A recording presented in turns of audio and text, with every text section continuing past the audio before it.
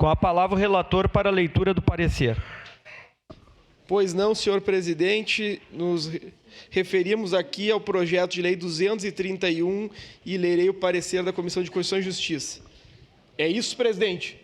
Recebe esta Comissão de Constituição e Justiça para análise o parecer do projeto de lei supracitado, de autoria do vereador Alexandre Bortoluz, que altera o artigo 1º da Lei 9.475, de 10 de julho de 2026, que declara como utilidade pública a Associação RS Olímpico, visando corrigir um erro material.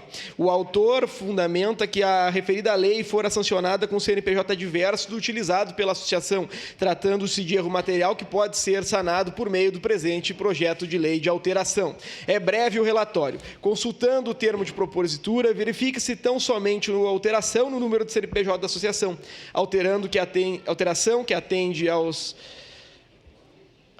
preceitos legais e constitucionais, sendo pertinente o parecer favorável à matéria. Assim sendo, esta comissão se manifesta pela legalidade do projeto de lei 231 de 26, contido no processo 288 de 26, de autoria do vereador Alexandre Bortoluz. Caxias do Sul, 31 de julho de 2026, 151 anos da colonização, 136 anos da emancipação política. Assinam os vereadores João Uez, Alexandre Bortoluz, José D'Ambrosa, Andressa Bassani Malman, ainda é parte da comissão o vereador que faz o relato, presidente. Obrigado, vereador. Declaro abertas as inscrições para